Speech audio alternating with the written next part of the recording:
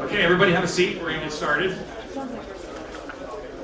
Welcome, everybody. I told Brad I think we have the biggest crowd so far, so he brought a great crowd, which I knew he would.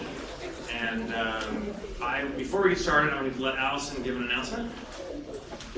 It's time for my inevitable announcement. This time, my inevitable announcement is that on Monday, September 25th, Lyle Dada of Quanergy will give the presentation for the Silicon Valley Automotive Open Source Meetup, which is not this one, actually, it's a different one. And that will be nearby at RTI, right here in Sunnyvale. On, as I said, Monday, September 25th. Then on Monday, October 23rd, a company called ForgeRock, who is a Geneva partner in the connected car credential management and identity management space, will host a meetup at their facility in San Francisco. And then on November 8th, Dan Koshi of Automotive Grade Linux will be presenting at SK Hynix in San Jose. So you can find all this information at forecast.com, forecast.com/self-driving cars, where there's a web calendar, or you can ask me afterwards, or you can just look at meetup.com. So thank you again, Greg and Brad, for letting me make an announcement. Thanks, Allison. So before I introduce Brad, I will announce our next meetup as well. It will be October 10th. Right here will be Wendy Ju from Stanford. She's done some interesting stuff. Has some cool videos around HMI and autonomous vehicles. So I'll announce that one soon. But for now, thank you, Brad, for being here. Brad holds the distinction of being at every autonomous vehicle conference that I've gone to, he has been at. And usually speaking there. And also, he also holds the record of 5 of the 10 most interesting questions asked in this meetup group are held by Brad Templeton. What are the other 5? I just had to give other people some credit too. Yeah. All right. So without further ado, round of applause for Brad Templeton. Well, you've done the annoying thing now that I have to introduce myself, I guess, or say, well, I won't say too much, but I will say that of the things that Allison mentioned, Quanergy is a company making low-cost LiDAR. I'm on their advisory board, and they're a very interesting company. The company doing certificates for the car communications I'll make fun of later in this talk, and automotive Linux, on the other hand, sounds like a great idea. So we'll go down the line. Thanks to Greg and to my good friend Martin Theros, who runs this lab here, and apparently he's off introducing the 2018 Leaf, so he's not here tonight. My history, someone asked me that at the table, why I got into this. Back in, almost all nerdy people were kind of interested in this idea of computers driving cars. But I met Sebastian Thrun, who many people know. Sebastian won the DARPA Grand Challenge, the second challenge, and he then went on to lead Google's program in building a self-driving car. And Sebastian showed me what they had done, and I was blown away that they'd gotten so far. I realized this was going to happen sooner than most people thought. And that led me to look at the numbers behind this. Realize that transportation is the 3rd largest industry in the world, about $7 trillion spent in ground transportation every year, along with 1 million lives, 1.2 million lives that are spent in much of the greenhouse gas emissions that we do as a society. Coming from that the idea that software could fix all that is obviously a very appealing one, no matter how nerdy you are. And that got me very excited into it, and so I went to work on Google's self-driving car team in the very beginning. Very interesting experience, a fascinating group of people. We'll talk a little bit about them today. And I've been working with a number of the other companies around here, with the big car companies, as well as with the small startups. I've passed on joining 4 unicorns now. So I don't listen to everything I say, is the short answer there. But today I actually want to go into, this is a brand new talk, so I won't be as polished as I am in some of the talks that I give again and again. Brand new stuff about what everyone's getting wrong. Or not everyone, but a lot of people are getting wrong about what's going on in this field. Now, of course, by wrong, I mean disagreeing with me. But in a broader sense, I hope to actually give you the reasons behind that and help to understand why this might not be the right thing. And then some of these things are said by a lot of people, some by minority people, some just by members of the press, smart as they are. But let's dig into what they are, and let's have debate as well, because I know some of you guys are going to disagree with this and say that, in fact, people are not wrong. The first one I want to look at is a phrase that I've heard a lot as I would talk about this throughout the years. And excuse me, the phrase was, this is fantastic stuff. The moment somebody dies in one of these things, it's all over. And I still hear that today. And I didn't believe that it would be all over, but I did believe that it would be a serious problem when it happened. Now, this is a clip I'm sure many of you know from the tragic fatal accident in a Tesla Model S that took place in Florida. This guy was, well, they haven't actually determined what he was doing, but he wasn't paying enough attention to the road. His Model S plowed underneath a truck that was crossing the road, and it was not exactly a good event for him. Now, the Model S's autopilot is not a self-driving car. It doesn't say that it will handle all things on the road. It says, in fact, it won't see something like this. And the contract that Tesla had with Mobileye, the company that built the system, a lot of the components of their system, specifically said, make sure you know we don't see things like this. So the technology wasn't at fault. It was doing what it was designed to do. The question was more about the people and how it should be represented to people and whether it should be allowed to be sold or not. But what was interesting to me was that after this crash, Tesla's stock went up for 2 months.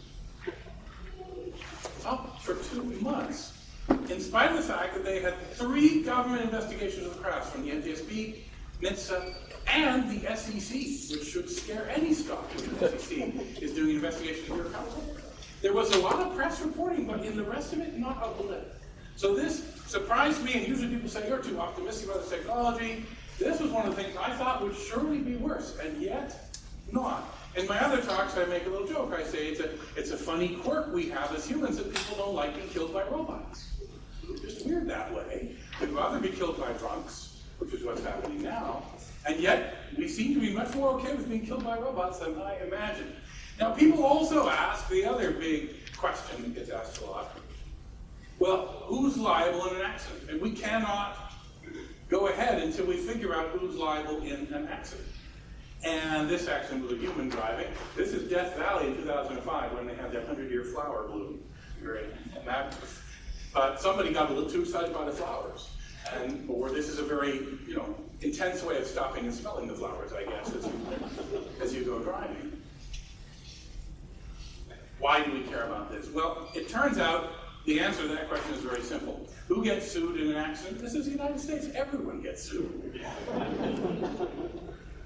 That actually will cost a lot of money, but everyone has known for quite some time that the people making the system are going to be legally responsible, and so Google and Mercedes and Volvo and other companies have now stepped forward and actually said that. They didn't say it for a long time because their lawyers always tell them, don't admit to liability in advance, that's crazy, never do that. And the companies actually, some of them got the strength to say, we'll ignore that legal advice and we'll admit to it.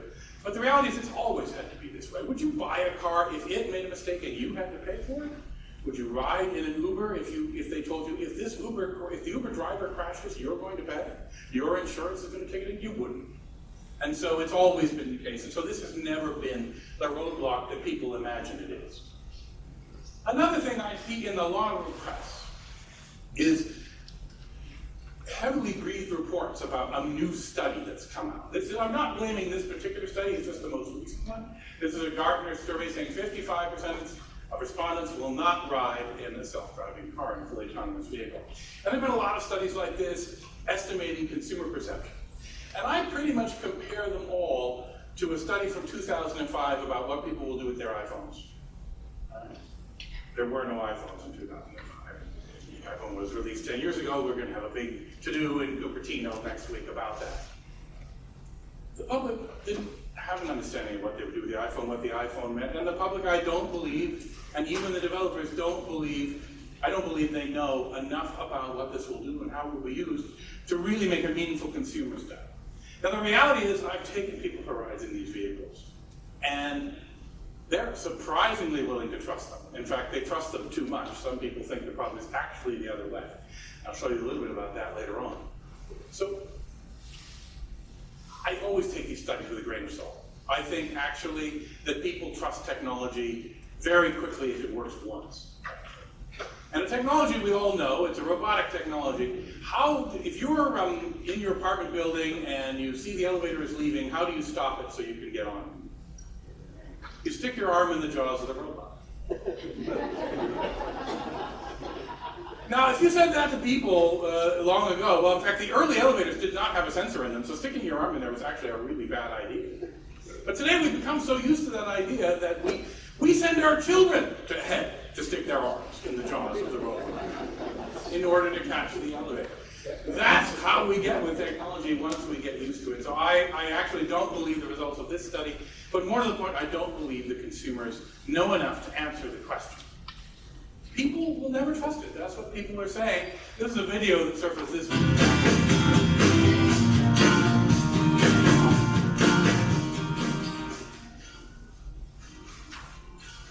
Okay, people are going to trust it. That's all I'm going to say. It's just some guy who's, we seem to have frozen there. But he's just riding around on the top of his car and there's no one in it. He got arrested for doing that. But again, this is what people will do. Now, the other thing that's said a lot, the next myth, is that Americans will never give up their love of driving. There's no way this technology will change because people love to drive. It's fun. Now, I didn't buy a car without one of these in it until my 30s. I fully understand the fun of driving and using a stick and everything else about it. But let me ask you this question. How many of you, when you commute, how many times a week do you say, you know what, I think I'll take the long way home so I can have some fun driving today? Once a week?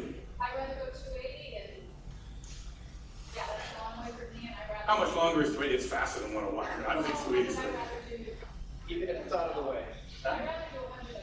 So you okay? So you do it a little bit, But by and large, nobody really enjoys commuting. There are people who enjoy driving, there's no question about it. But the other way I answer this question is by asking, has any of you lived in Manhattan? Okay. And you grew up with a car maybe, and you moved to Manhattan. How long did it take you to switch from car ownership to the way they get around in Manhattan? 5 minutes? Yeah.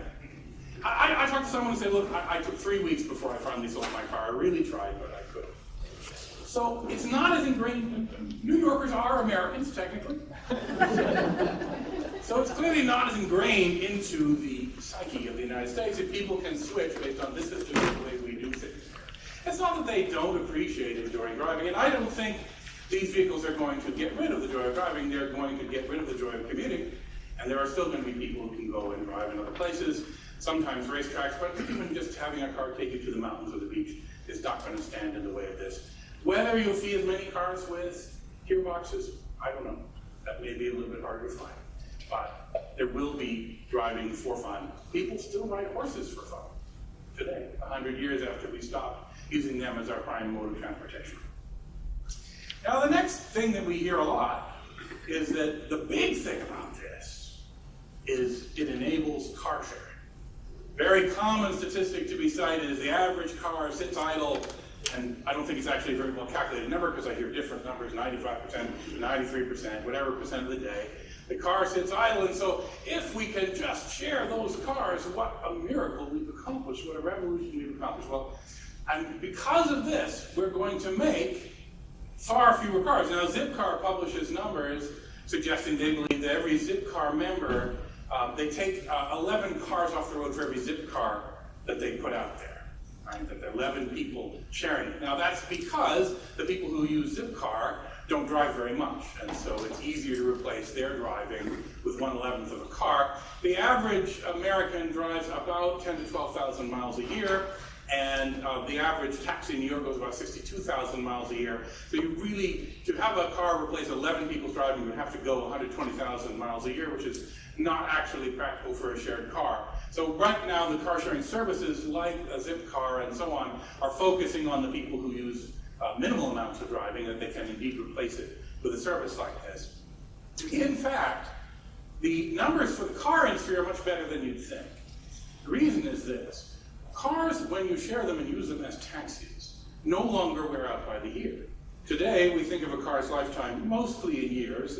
In fact, it's kind of balanced to be about 180,000 to 200,000 miles and about 20 years of life here in California. They don't last as long in New York, which, as I said, was technically part of the United States.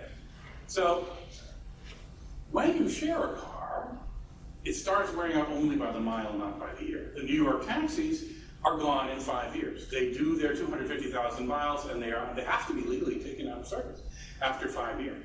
So cars wear out by the mile instead of by the year. What that means is the number of cars you need to make is equal to the number of miles that people travel divided by the number of miles that a car lasts. How many people shared the car wasn't a factor in that equation. Right? The cars, what happens is you have fewer cars in existence, and you use them, I predict, about 4 times as much. I think if you were to fully replace our driving with taxi fleets, or almost fully, you'd probably see something more like a 4-to-1 reduction in the number of cars on the road at any given time. However, those cars would wear out 4 times as fast. And so you would still make as many cars. You would actually make more cars. And the reason is this. You're going to make driving cheaper. You're going to make it better, more convenient. You make something better, cheaper, and more convenient, people do more of it. Now, maybe not Americans who already drive just about everywhere they go. But in the rest of the world, there are many, many people who can't afford a car today. Affording a car is a pretty expensive proposition.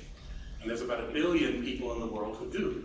But there's a whole bunch of other people who don't. By making it cheaper, I think significantly cheaper in time, the number of people who will be able to afford car transportation, I think, will significantly increase. So the number of miles will go up, and therefore the number of cars that need to be made will also go up quite a bit. Unless 2 things. 1, we share the cars more. So that car sharing part, when you share the ride, like Uber Pool or Lyft Line, that reduces the number of cars you need to have. And if you engineer the cars to last longer, that also reduces the number of cars you need to have. You can engineer cars to last longer, you might not want to, because when you think about computers, 5-year-old computers, they haven't worn out physically at all, and yet they're sitting in junk heaps because they're obsolete, not because they're worn out.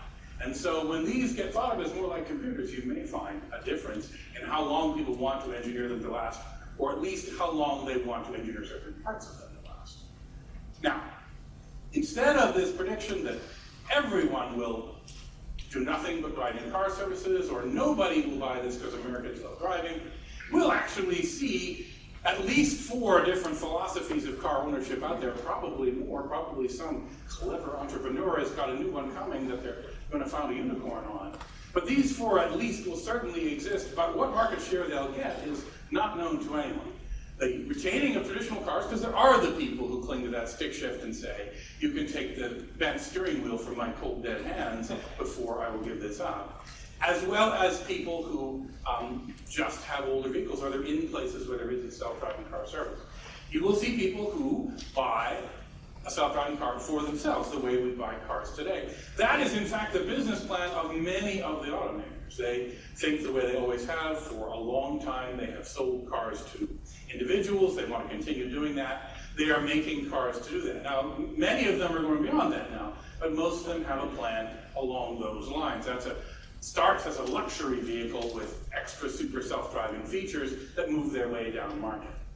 Now, another thing that will happen is some people will actually consider buying a better car that can drive itself and then hiring it out in a taxi fleet. Now, Tesla has actually said they're going to make this a feature of your Tesla once they have the self-driving function up to a high enough level, that you'll be able to say, you know, when I'm at work, go out and make some money for me, you stupid car. And your Tesla will do that. Now, I am starting to change my thought about how economical that will be. In part, it's because I notice as I'm staying in Airbnbs, more of them are full-time Airbnbs that are owned by companies, and fewer of them are somebody's house that you're staying in when they go away for the weekend. And so that the economics of private ownership and reusing the private property, again, when it's wearing out by the mile. So originally you thought, oh, my car is just sitting there, why should it make money for me? And that makes a lot of sense. But if you think every mile it's out there driving, it's using itself up. And so therefore, it's not an idle resource anymore. The only thing that's an idle resource are the capital that's in it and the parking that I need to keep it for a day. Suddenly the math changes on that. We may see less of that, but who knows? This, I think, will definitely be the way we handle the peak demand. That the fleets that are owned by big companies like Uber and Google and so on will handle general demand, and private cars will make themselves available at a higher price when there's a peak demand. So that will exist. And then finally, the very hard to quantify group of people who say, I'm giving up car ownership, I'm going to use nothing but Uber-style services, on-demand transportation services. Now, the first of those will be people who drop from owning 2 cars or 3 cars in their family down to 1 less. And only a few will go to 0 in the early days, particularly because the early days of these services, they won't take you everywhere. And therefore, it'll be harder for you to decide that this can replace everything I use about a personal car. So all 4 of these are going to happen. It's not going to be, as the myth I'm talking about is all the people who come to me and say, I can't imagine anyone owning a car in this world, and other people saying, I can't imagine people giving up their cars no matter what your world requires. Another thing I see a lot in the press is announcements of a brand new partnership. Bullshit. That's the polite term for it. Sorry to if there's any partnerships you've announced recently here in this side here. I just see so many of these, and they don't. Mark Andreessen said once to me, and I think he got it from someone else, but it's a great phrase. The only real partnership in the business world is called a purchase order. When companies just announce that 30 companies are going to get together and they're going to collaborate on something, almost never, I shouldn't say that, but almost never does something actually happen. Usually when a partnership is announced like this, it's saying, we need some news. We need the people to believe that we are in this game, part of this game, so let's announce a partnership, and very little is actually done. And I won't say that none of them ever do, but again, I mostly discount all the announcements I see about the hot new partnership. Let's move away from moving people a second to talking about trucking. One of the unicorns that I didn't join up, and maybe a good idea afterwards, was started by some friends of mine, Anthony Lebowski and Leo Ron. Anthony's name you've probably heard a little bit, but not in the best way in the last while. But they want to automate long-haul trucking, and they're doing that, and they were purchased by Uber and became part of them. But a lot of people, when they hear about automating long-haul trucking, they immediately ask, what about the truck drivers? This is a map, I guess it was produced, listing the #1 profession in every state. The profession, the single profession, I don't know how they categorize these, because I actually think the #1 profession in every state is entrepreneur, mom and pop, shop owner, someone who just owns little 1- and 2-person businesses, but that's not listed as one profession. When you dial it down to whatever the Bureau of Labor Statistics names as a profession, this is what you see, and you see truck driver all the way as the leading profession in so many of the states. There's about 3 million professional truck drivers in the United States, about 1 million professional cab drivers. That's before Uber and Lyft came along. That's probably increased the number of those by some margin. Now, when it comes to the cab drivers, I usually just ask people, how many of you, when you were young, dreamed of growing up and being a cab driver? Very rarely do hands go up.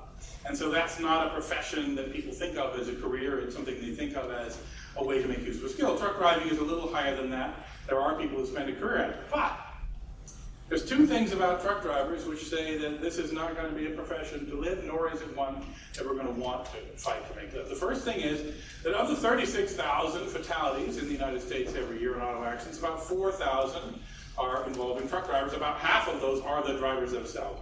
Truck drivers kill about 4,000 people in the course of their job. The only profession that kills more people is doctors. Now, doctors are trying to save you when that happens, but are we really going to have a labor fight saying, preserve the job that kills the most people? That's going to seem a little difficult. But the other thing that's more telling from the truck driver side is, and many people have cited this, that there are in fact huge numbers of open wrecks for truck drivers at every trucking and shipping company in the United States. They cannot get enough people to do the job. Here's the important provision that the trucking industry never has, at the pay they're willing to pay. Obviously they would get more people if they were to increase the compensation. But in fact, about 3 years ago, the turnover in the trucking industry was 110%. Right? So more people left trucking jobs than there were trucking jobs. Now, there were some people, of course, who kept their job all year and have done it for 10 years. But most of the people got into it, said this is grueling work that's both boring and scary at the same time, takes me away from my family for 6 or 7 days at a time if I'm going cross country. You get rattled up and down, it's not very good for your health. It is not an appealing job. Among the jobs that are dirty and gritty and humans shouldn't do, it's already high on the list before you talk about it killing all those people. So while the labor disruption is a big issue in all the automation that's going to go on, and all the computerization and AI that we talk about, definitely I'm not going to dismiss that issue. I will say among the jobs that are going to be replaced by machines in the near future, this one is not high on the list of the ones that's going to be really of a fight. Now, I know that's facile to people who have depended on it, but nonetheless, that's the case. All right, so the next thing I want to talk to you about, how many, I got ahead of myself, you should read ahead on the slides. How many of you know the NHTSA levels for self-driving car? Really, that's actually surprising in this room. I would think everyone will have heard of these. NHTSA levels back several years ago now, they came up with a list of levels to define a taxonomy of self-driving cars, entirely based around what the role of the human was in the self-driving car. So I did some research, and I found 100 years ago the original NHTSA levels published by the National Horse Trail Safety Administration back in 1900. So here are the levels that they laid out for this newfangled, crazy mechanical transportation that everyone was talking about. Level 0, of course, was a man on horseback, very straightforward. We're quite familiar with that. And we're also quite familiar with level 1, which of course where you put a carriage on the horse. What gets interesting is when motors start getting in the game. So according to NHTSA, level 2 vehicle basically combines a horse and an engine. But they're both connected at all times. Now that's what's important, right? You cannot, the engine is not good enough to drive the car. We need to have a horse with us all the time. That's level 2. But people want to go beyond this. They were quite shocked at this idea. And so the level 3 vehicle was a little more radical. Now, in a level 3 vehicle, we actually have an engine which can drive the car for extended periods. But we need to have, there might be something that the engine can't handle. And so therefore we'll need to bring a horse back into the question. And so we put the horse on a sling, for example. We can lower the horse quickly. So within 20 to 60 seconds, that's what the studies show. Within 20 to 60 seconds, you should be able to get the horse back in the game, pulling the vehicle in case the engine falls. So that's a level 3 vehicle. Very well understood. Now, much more radical, and there's these crazy guys like, Carl Benz and Ransom Olds who think that they could just build vehicles without a horse at all. And we're forward-thinking people, NHTSA said, and so therefore we'll concede that this is possible. So that will be level 4, but it won't be able to go everywhere. All right? Because it won't be able to go everywhere, we really recommend that all vehicles include a horse. But you no longer need to have the horse be able to be connected in 30 seconds like with the level 3 vehicle. A level 4 vehicle, you can take some time, you want to go off-road or something like that, you can connect up the horse. And anyway, they also got that. They originally only had these 4 levels. It turns out the later documents added a 5th level here. This was promoted by the Society for Advanced Equestrianism. And they said there could be a level where there's no horse at all. And this is a really radical thing. This is an actual, by the way, this is an actual French futurist postcard of the year 2000 from the year 9. So this is the actual way that people in 1900 thought of the future. But level 5, could really go everywhere without a horse. A preposterous idea, but nonetheless as a level. But what I really want to talk about, Notice the heating by the fireplace inside. yeah. But that's the wonderful thing about predictions of the future from the past. The strange anachronisms, along with occasionally the really cool ideas. Now, they also recommended the maintenance of the rein and whip interface, because all coachmen are very familiar with the rein and whip interface for speeding up the vehicle and slowing it down and steering it. And putting in a new user interface, I know these guys are talking about wheels and things like that, it's kind of weird, but that's a safety risk to that. So let's stick to, even though we have motors, we want to stick to the rein and whip interface.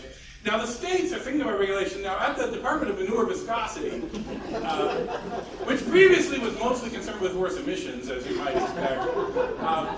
they have been saying that maybe they should have the authority to regulate these vehicles, and this federal idea of regulating this is a crazy idea. And so there's a little battle going on in 1900 between the various departments of maneuver viscosity and the National Horse Trail Safety Association.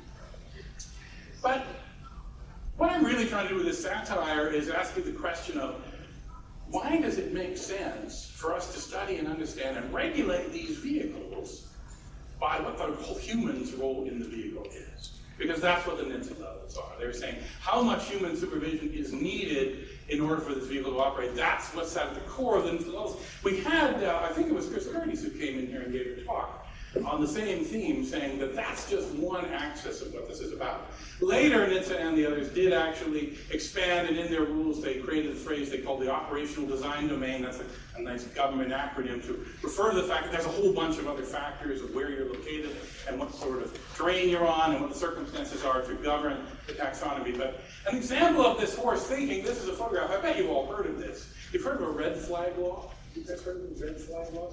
These were laws in Britain and several US states that said that when a car went into the city, it had to have someone walk in front of the car waving a red flag and walking no faster than 2 miles an hour. That was horse thinking about that vehicle. And in Ohio, they actually went so far, the Ohio legislature passed unanimously, a regulation requiring that if you had a car and you were driving through the country and you encountered some livestock, you should dismantle the car and hide the parts to not scare the livestock until they were gone. Now, the governor didn't sign that law, but just put yourself in the brain of the people from before who didn't really understand how motor worked. This is how much we know about how these vehicles will work. And that's why I'm very critical of these levels, because not only did they become a taxonomy that people would speak about, but they've also become the background in regulation. And again, we don't know enough any more than those people who thought of it in terms of the horse and knew about it.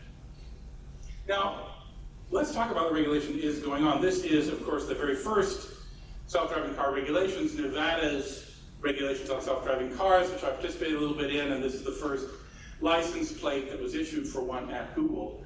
I believe quite strongly that it is far too early to do a lot on this, a little perhaps, but too early to do a lot on it. And yet, that philosophy is certainly not winning the day. It is, however, the traditional way that car technologies have been regulated. Even today, the adaptive cruise control, the lane departure warning, the lane keeping systems, the automatic emergency brake and forward collision warning systems, all of these systems in your car are today unregulated, as were all the others, the seat belts, all the safety systems, the airbags.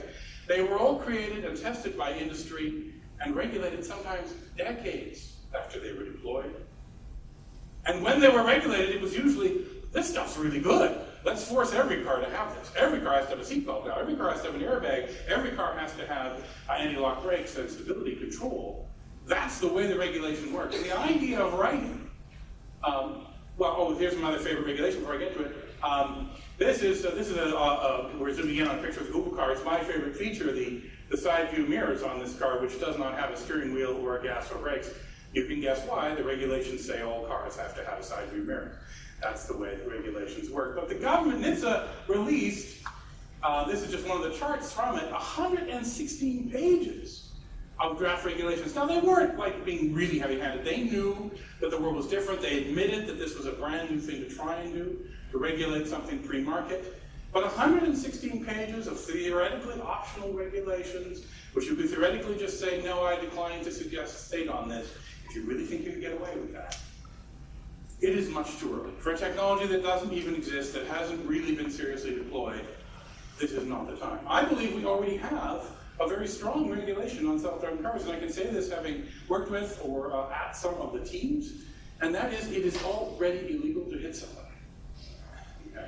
It is already illegal to hit something or to go off the road or violate the vehicle code in any way, and all of the teams that I've worked with are very, very focused on safety. The only thing that might unfocus them is the fact that Tesla got away with chopping guys' head off, all right, which nobody expected to happen. Truth is, all these teams are super afraid of causing an accident. And the potential liabilities, not just the legal ones, but the public relations consequences and everything else are already people, whoops, we just lost my video. are already keeping people that way, and it's what keeps humans in check. We let teenagers go out on the road with no more than that regulation, and trust me, they're worse drivers than many of the self-driving cars have managed to get to. So I think we've gone the wrong way on this. Now maybe, to be very topical, yesterday the House of Representatives passed a new set of regulations which might change this in a great deal. We haven't seen the final new regs come out. Are we cool on that? Who's our power? I would not want to say too much good about the Trump administration, but possibly they'll take a more interesting take and a better take. And this is important because in the world we're seeing jurisdictional competition take place between the various governments as to how they will regulate this technology. We saw this here in California when the California DMV, which now stands for motor vehicles, came out and said, we're not sure we're going to allow these fully unmanned vehicles that Google is talking about here in California. And Google filed some complaints about that in Sacramento, and during that process, the people in Texas came in and said, hey, come to Texas, we're not going to get in your way.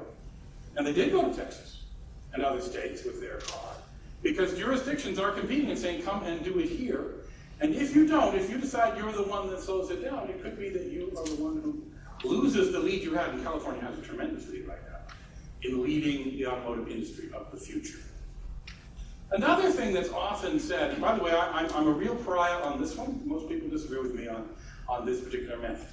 But a lot of people say that we don't want a patchwork of laws. And the new rules that were just passed in the House of Representatives, if matching laws are also done in the Senate and the president signs it, will in part be justified by that phrase.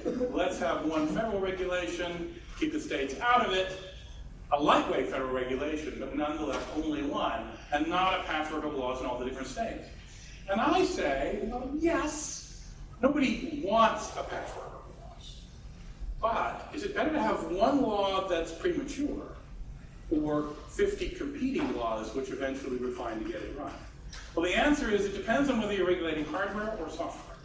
If you're regulating hardware, if you physically can't take your hardware from one state to another state, that's a barrier to doing business. That can be a serious problem. But if it's just software, it's actually not that hard to flip a bit as you drive over a bridge into another state. It's not trivial. You do have to write new code for that, but it's not the same level of problem. And more to the point, because the early deployments of these vehicles are not going to be vehicles that can drive cross-country. Tesla likes to talk about that. So I'm in your car from Los Angeles and it comes to you from New York. That is not actually where most people are going. Most people like Uber and Google are going on something that runs around a single town. And those vehicles will never leave their state. You know, obviously there are states that have cities across the border, Washington to Vancouver, and the New York, New Jersey area, all these other places where the group of states together will have to come up with a unified regulation for vehicles to easily travel there. But there's not the same need for vehicles that are never going to leave, at least in the first few years. And so maybe it makes more sense to allow competition between the states, jurisdictional competition, which would allow us to get the right regulation, to actually try things out in the market. Yeah, go ahead. Doesn't that make it more complicated on the OEMs if they have to actually make 50 different variations of that for all the different?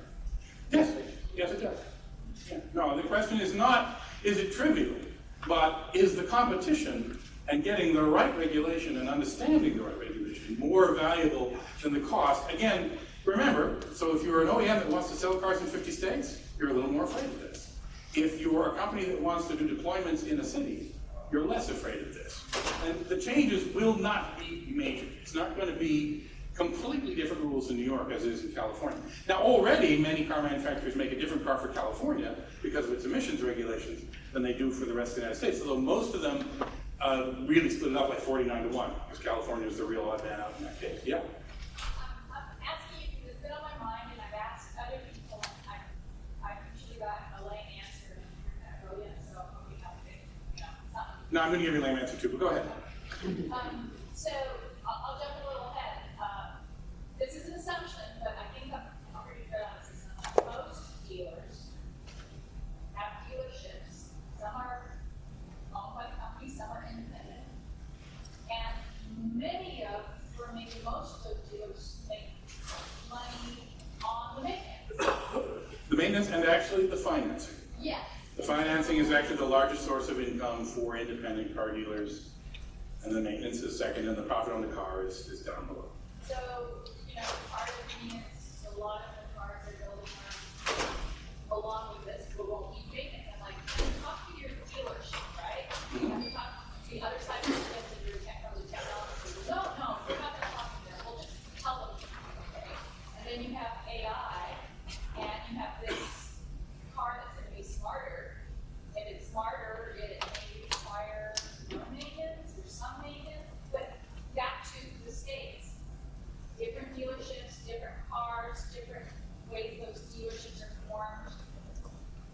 Yeah, no, I mean, the story for dealerships is poor, and they're already afraid of Tesla's plan to have no dealerships that aren't owned by the company.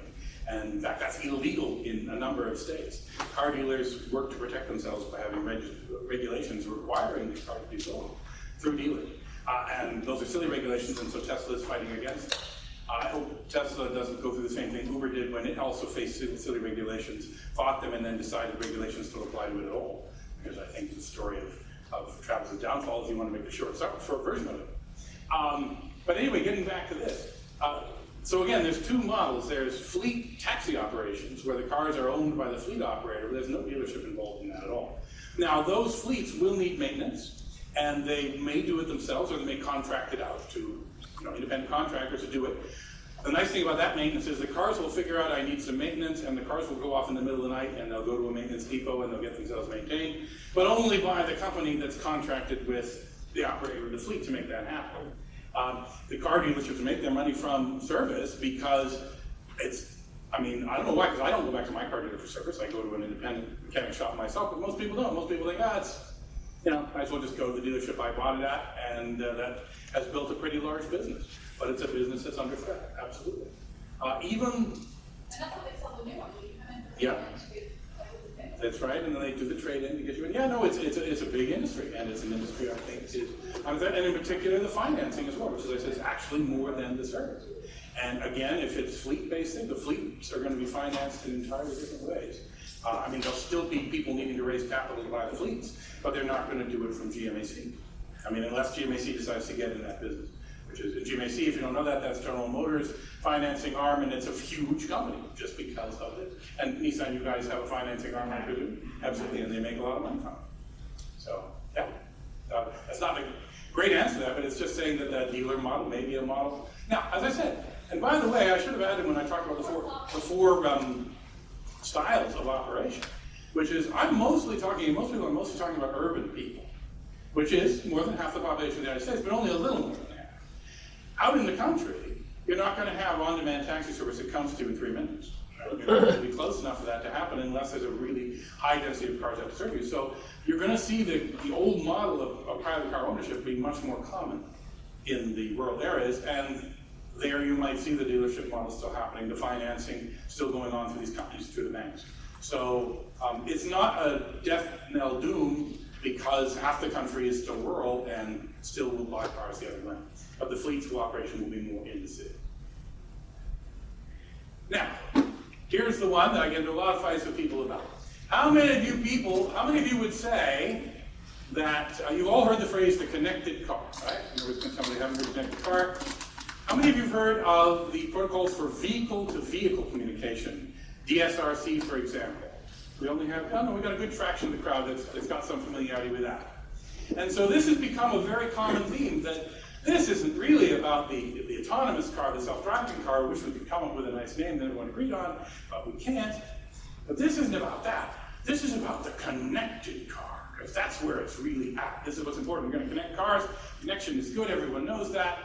And so that's where we'll be. And there are major government programs around to focus on what can happen when cars talk to each other, in particular, talk to the infrastructure through data networks, through radios and so on. Primarily, and I use the word DSRC, Sensor Discrete Short-Range Communications, that's a Wi-Fi, similar to Wi-Fi protocol designed for use between vehicles. There's actually a piece of spectrum that's been allocated since, now almost 20 years, I think more, for use in that, and this is what people stake their careers on.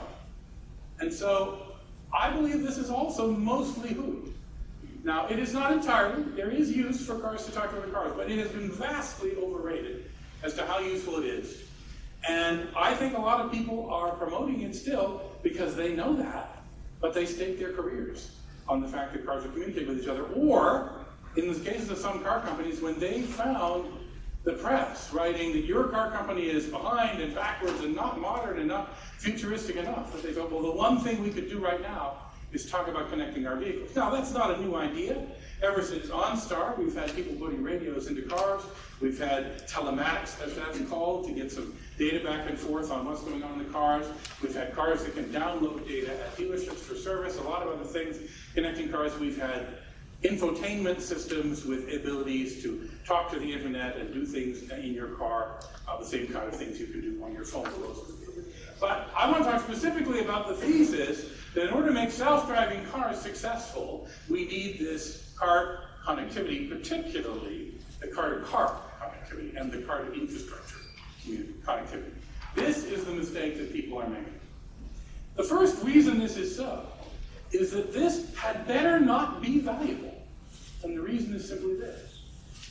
The effort to put transponders into every car, if it even begins, will take a long time.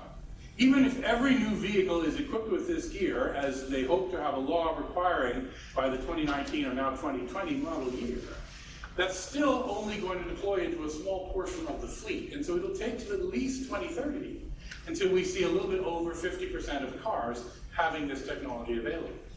Now 2030 is 25 years after the protocol was designed in 2005. How many of you are using your 25-year-old cell phone a lot? None of you are.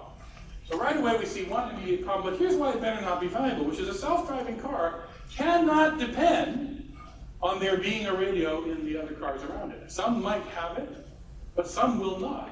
The pedestrians as well, some will definitely not. The bicycles, some will definitely not. And no one has found a way to get the deer to all wear transponders.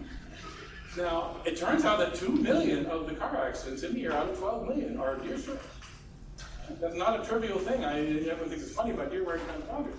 And that's by the way, the number of accidents is a highly disputed number. There's 6 million reported to the police. There's 12 million insurance companies know about. And now Google believes, by having really recorded everything that goes into their cars, that there's probably something closer to 30 million little dings that nobody gets told about. But 12 million is the insurance company number, and they know about how many cars get hit by deer, and they say it's about 2 million. But here's the problem. If you can't depend on it being there, you have to be safe enough without it. Especially the early cars, the first cars on the road can definitely not use this technology. And they must be safe enough. Now, how good is safe enough? Well, it better be damn safe, right? You're not going to accept if the cars are unsafe without the radio and only finally get safe when they finally add the radio. So the most the radio can do is move us from damn safe to dammer safe. All right? To just a little bit safer, a little closer to perfection, but nowhere do we get to perfection. So if it turns out that the radio is that useful, something is wrong. Something is wrong, because somehow we weren't safe enough with a car that doesn't have a radio. John? An exception to that rule. What about, so the car that you're talking about, that's damn safe, is limited by the scenery around.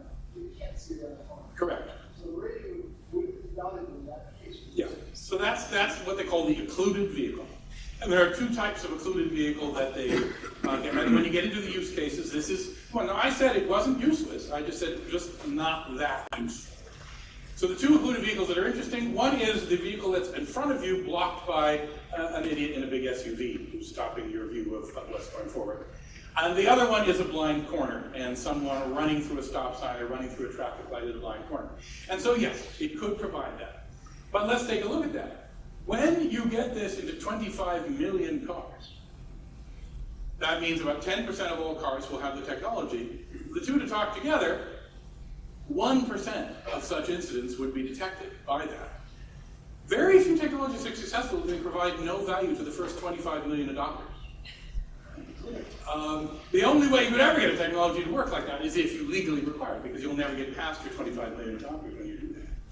Now, if you have the radio, it is admittedly 10% better for you, but for the government as a policy standpoint, it's 1/100th. When they get to 50% in 2030, it's finally a quarter of these occluded vehicle incidents which might get detected because of that. But there are other ways to detect these occluded vehicles. Now, one thing with the car in front of you, it turns out radar has a magic ability. Radar actually does see the car behind that SUV because it bounces off of the road and other things around you. Not all the time, but a lot of the time it does see that. Tesla actually made a big deal recently about how their radar was detecting a car in an accident that you couldn't see, and then the camera reveals there's an accident, the Tesla was already alerted.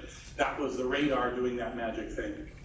But if you want to look about the intersections, I think the best thing to do there is to put the money into having the traffic light have a camera, because we've now had this wonderful revolution in vision processing, which is making our vision system so much better. And if the traffic light sees someone running the light to switch all the lights to red. Now that tells everyone, not just the people with radios and not just the people with self-driving cars, stop. And so it actually benefits everybody, not just that 1% with radios. So I think there are better solutions to that particular problem. But, as most of the people developing self-driving cars will say, we're not really making any plans to use TSRC and B2B communications. If they appear, sure, we'll probably use it. And I actually say probably because there's a reason they might not. We'll probably use it. But they're not going to depend on it, and they're not going to slow things down at all in how they deploy things. Now, I could take some questions, but let me go and talk about this because I got ahead about this chicken and egg problem that we face here, because no communications technology has ever worked without providing benefit to the first person to buy it. Even the fax machine, you bought 2 fax machines, you put one in the branch office, one in the home office, you could fax. Much later, you could fax other people. Same with email. You put an email system in your company, you could mail people in your company, and then these internet guys came along and they let you email other people. All communications technologies have required them to be valuable to the first users before they could ever get the traction that's needed to go forward. But the other mistake that people make when I talk about the other ways that we will do this, and I'm going to get into that, is that they say we need this direct line of sight communication because that's the only thing we can make fully reliable. That's the only thing we can make understand. We can understand its reliability. We're not dependent on anything else. But the problem is that a 99% probability technology that's only deployed in 50% of vehicles is worse than a 90% reliable technology that's deployed in all the vehicles. There already is a technology that by 2020 will be in all the vehicles.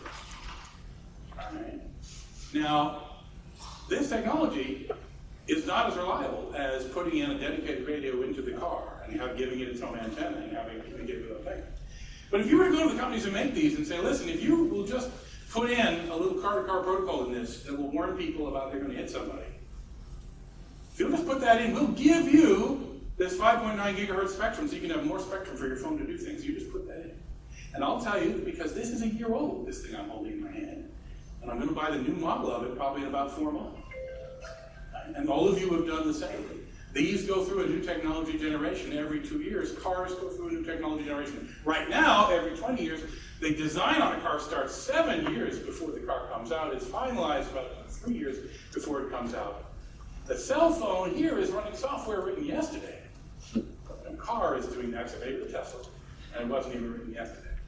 So you never beat this. That's the real lesson. This wins over anything if it can do it. How many cars have you got that have got $2,000 navigation systems in them that you bought as part of the expensive technology package?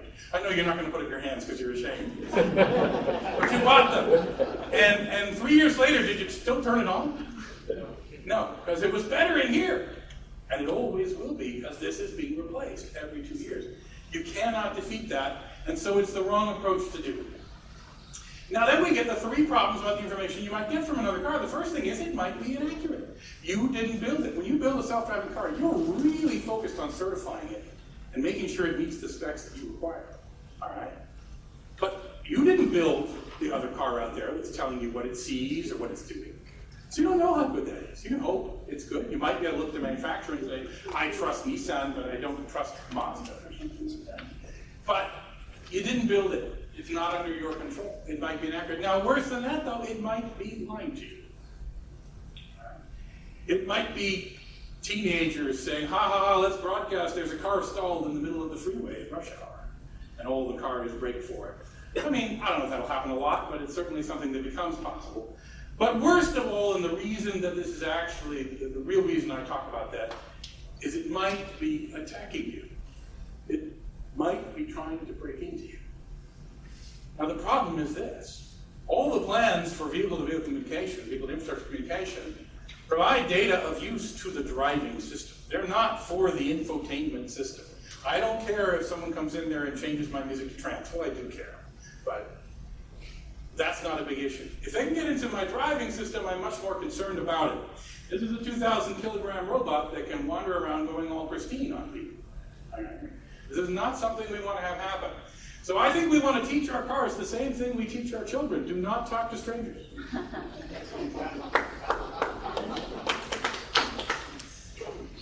I'm not saying every car is out to get into you.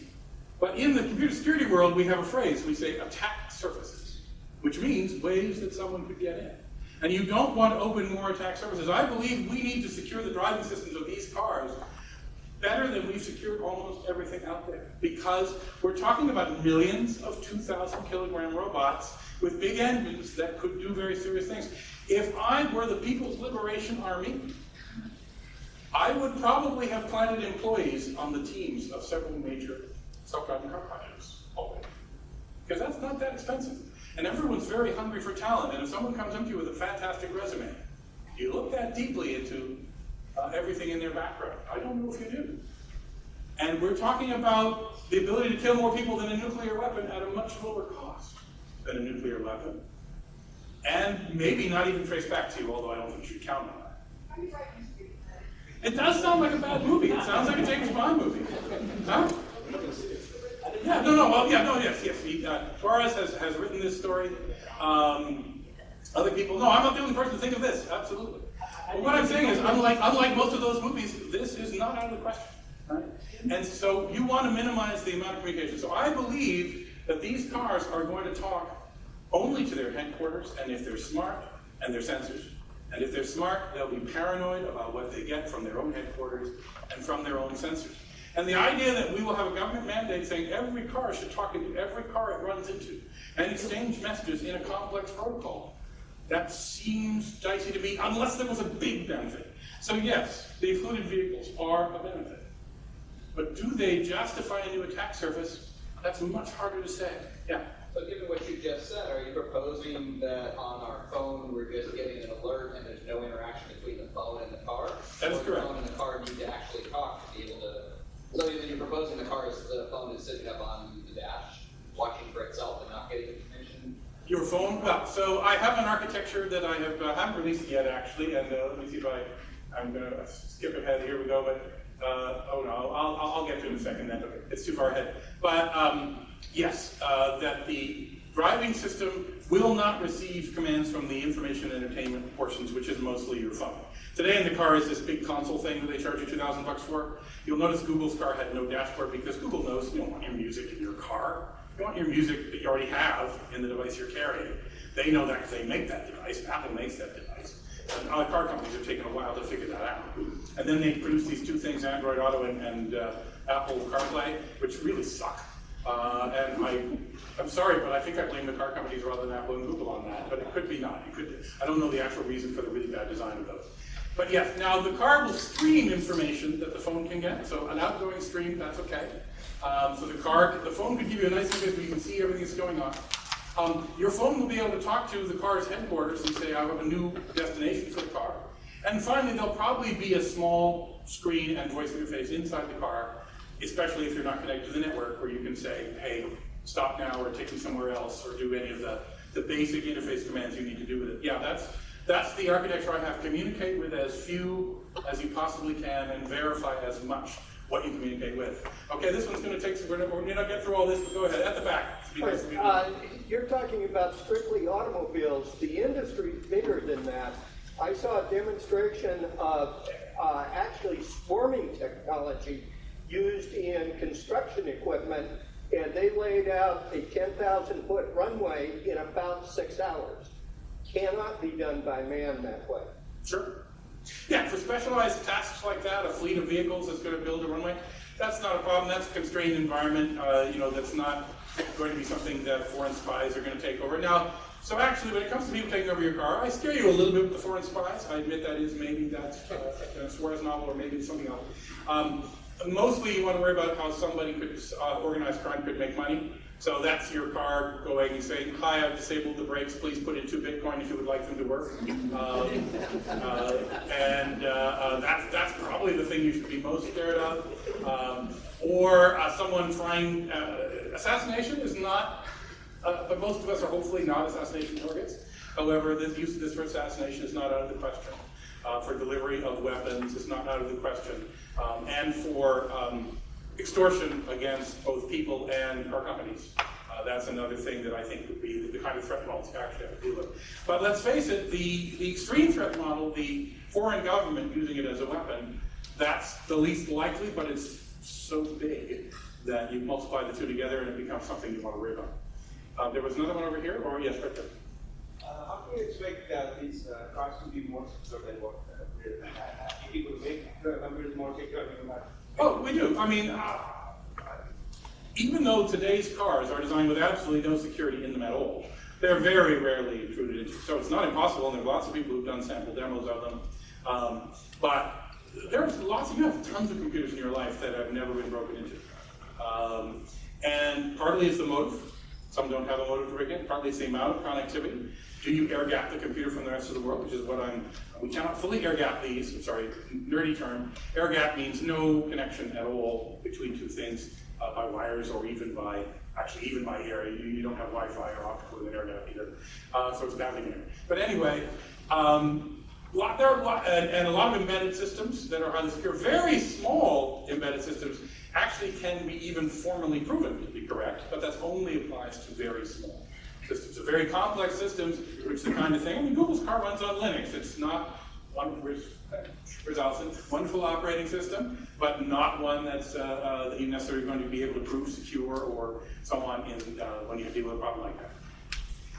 It's not impossible, though, to make a not very connected computer and give it that level of reliability. And in fact, the biggest question in self-driving cars today is actually how do we prove we have achieved the reliability? How do we test it? This is what you'll see a lot more in, especially in conference law. You'll see whole conferences on how do we test this? How do we ensure the reliability? How do we make sure that there are simply not even failures in the driving system, as well as, to a lesser degree, one thing you do is you do what's called red team. You hire people in your own company or from outside companies to do everything they can to break into the computers, and you keep doing that constantly. And you see if they can find a way in, and if they do, you fix it as quickly as you can. You do heavy security audits. No code is checked into because someone in your company may be a spy.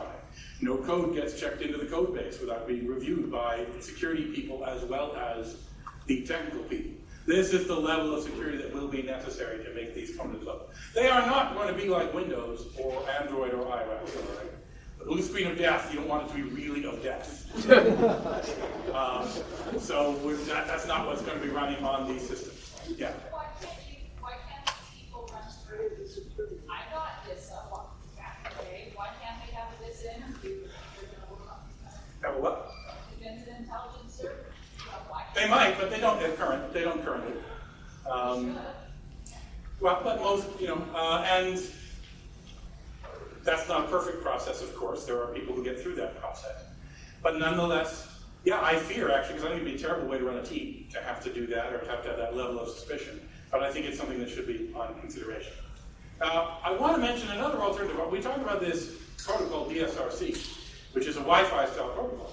But since that was designed, there's been a lot of interesting work done at the mobile phone companies. Now, 5G isn't something that exists yet, but there's a whole bunch of new protocols planned to be part of that, which include very low latency protocols, virtual network provisioning that can give people the qualities and levels of service that are actually exceed what can be done with line of sight communications directly between two vehicles. And in fact, some companies like Qualcomm and the other guys who sell this, no surprise, are saying, instead of relying on this brand new radio protocol, why don't we use what everybody is already building, which has towers way up in the air? For example, the example John gave of the cars that can't see each other. Two cars that can't see each other are also two cars that cannot communicate at 5.9 gigahertz reliably, because you need line of sight radio, but the cell towers that are up there can do that. The lower band waves, like the 700 megahertz waves, they can also go around corners and so on better. So these guys are saying, if we're going to have communication between cars, we should do it through our cell towers. I think they're mostly right from a technical standpoint. The other thing I don't like about it is simply the fact that it's their, they own the cell towers, so we can't work without them. I don't like that. In Barbuda, yesterday, every single cell tower was blown down. But on the other hand, I think it's very important that these cars have got to work without the communications at all. They have to be able to survive even that. Now, the situation that happened in the Caribbean and probably will happen at Mar-a-Lago in a couple days. No, that's not fair to applaud, although I must admit I did it for a cheap laugh. But anyway, no, obviously, I actually felt bad. I saw someone in my Facebook feed, and of course, don't read your Facebook feed, but someone saying, oh, they were happy that the hurricane was going to hit Mar-a-Lago. I said, like, there's like thousands of people in West Palm Beach that are innocent, I hope. And we don't want that to happen. But one way or another, this battle's going to go on. And the cell companies do have a bit of technological answer, but more to the point, in the amount of time this protocol has stayed relatively static, they're at their 5th generation. In 2030, they'll be on whatever 7G is, they'll be on it. And it's going to do stuff that's beyond it. And this is part of the bet. And since I'm going to have to shorten, I may not get into all that stuff. Another thing that turns out that most people are very keen on DSRC because it provides a very low latency connection. If you do want to know that the car in front of you has hit the brakes, that's one of the things that you'd like to know very quickly. Peloton, the truck platooning company that Allison works for, where'd you go, Allison? You're around here. There you are, at the back. They need DSRC. They need the latency of that in order to get the trucks to platoon. It's a dedicated application.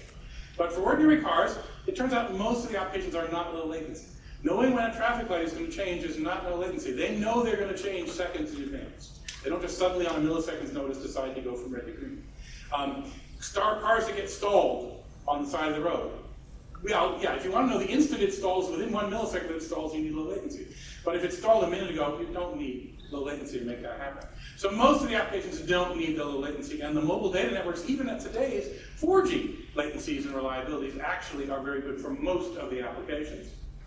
There are privacy problems with every car broadcasting where it is and what it's doing at all time. Now, the plans do factor that in. They try and rotate the identity every so often. And they come to me and they say, oh, it's no problem. We've built this marvelous PKI that's going to identify all the cars. And the speakers at your conference are going to talk about some of that. And when I tell that to internet security people, they just giggle uncontrollably.